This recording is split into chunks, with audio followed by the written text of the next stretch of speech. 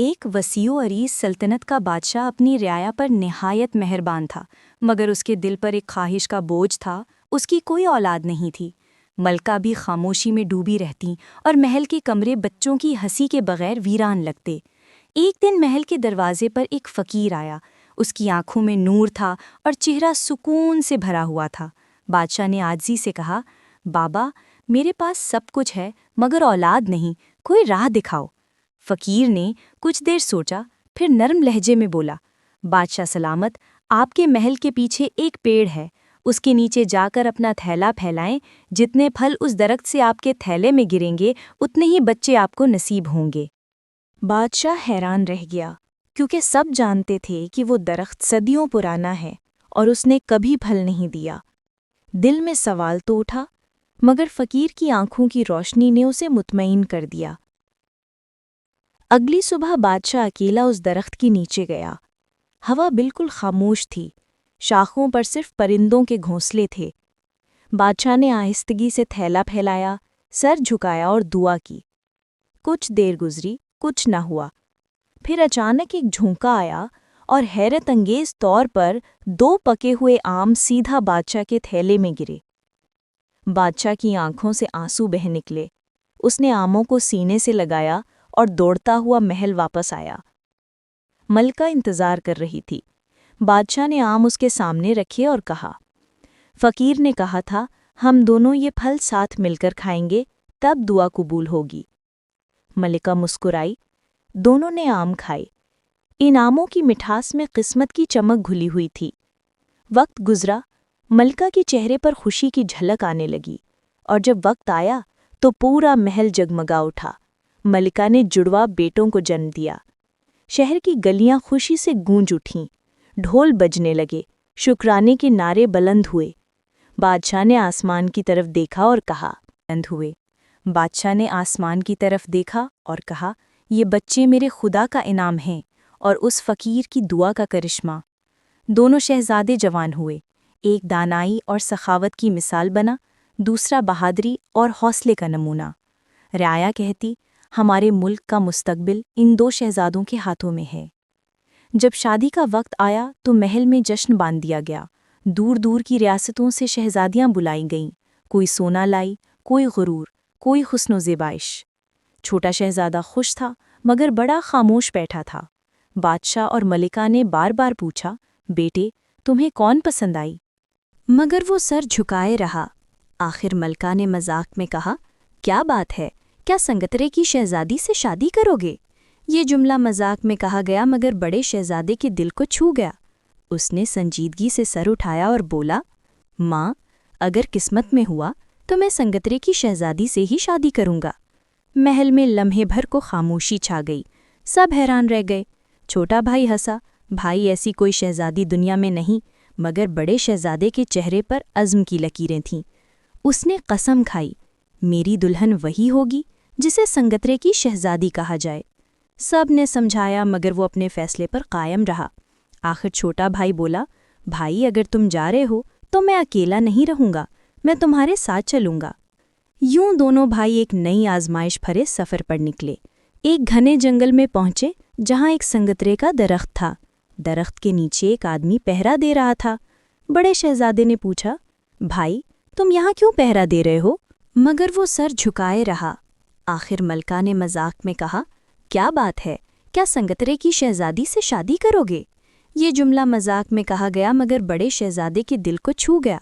اس نے سنجیدگی سے سر اٹھایا اور بولا، ماں، اگر قسمت میں ہوا تو میں سنگترے کی شہزادی سے ہی شادی کروں گا۔ محل میں لمحے بھر کو خاموشی چھا گئی، سب حیران رہ گئے۔ چھوٹا بھائی ہنسا، بھائی ایسی کوئی شہزادی دنیا میں نہیں، مگر بڑے شہزادے کے چہرے پر عزم کی لکیریں تھیں۔ اس نے قسم کھائی، میری دلہن وہی ہوگی جسے سنگترے کی شہزادی کہا جائے۔ سب نے سمجھایا مگر وہ اپنے فیصلے پر قائم رہا۔ آخر چھوٹا بھائی بولا، بھائی اگر تم جا رہے ہو تو میں اکیلا نہیں رہوں گا، میں تمہارے ساتھ چلوں گا۔ یوں دونوں بھائی ایک نئی آزمائش بھرے سفر پر نکلے۔ ایک گھنے جنگل میں پہنچے جہاں ایک سنگترے کا درخت تھا۔ درخت کے نیچے ایک آدمی پہرا دے رہا تھا۔ بڑے شہزادے نے پوچھا، بھائی تم یہاں کیوں پہرا دے رہے ہو؟ وہ بولا، یہ درخت عام نہیں، اس کے اندر ایک محل ہے۔ اس محل میں ایک شہزادی رہتی ہے، دنیا کی سب سے حسین عورت۔ وہ مہینے میں ایک بار اپنی سہیلیوں کے ساتھ آدھی رات کو باہر آتی ہے، مگر سورج نکلنے سے پہلے واپس چلی جاتی ہے۔ میں اس محل کی حفاظت کرتا ہوں، مگر خبردار، اس محل کے ارد گرد جادوئی پہرے ہیں۔ جو بھی شہزادی تک پہنچنے گیا وہ مارا گیا۔ بڑے شہزادے نے کہا، میں اسے ضرور دیکھنا چاہتا ہوں۔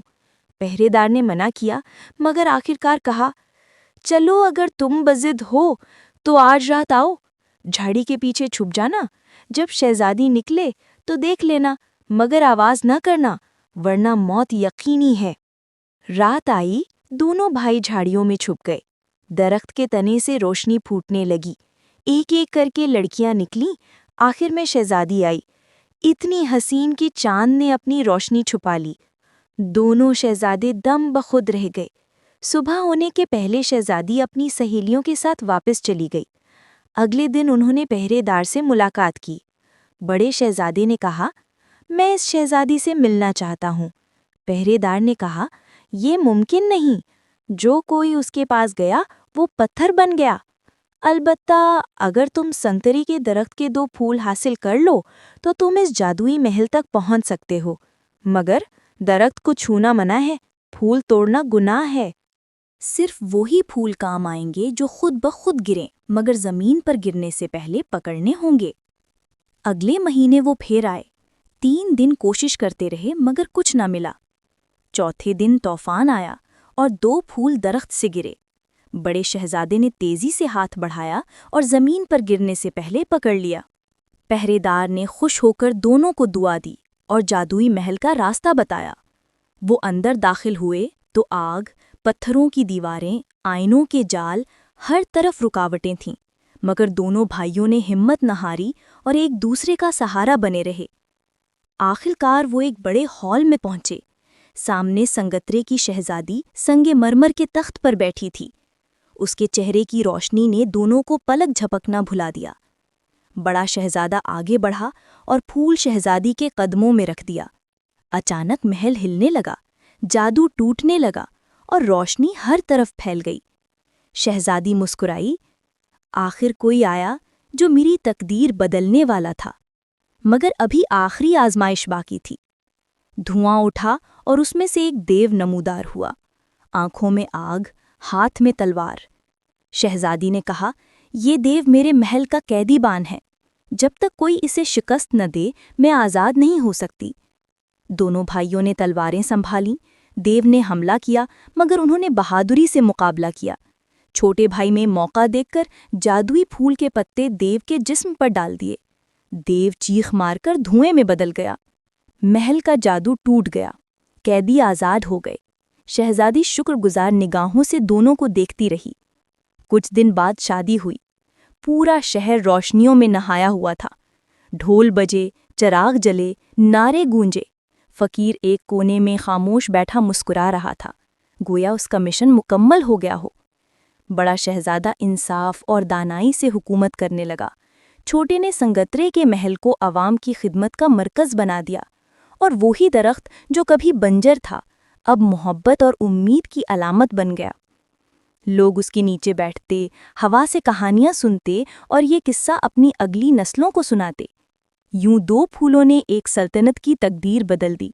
محبت جیت گئی، بہادری امر ہو گئی، اور نیکی نے ایک خاندان کو نئی روشنی دی۔ جب بھی بادشاہ رات کو کھڑکی سے باہر دیکھتا تو اسے آسمان پر 2 روشن ستارے نظر آتے، اپنے بیٹوں کی محبت اور روشنی کے نشان۔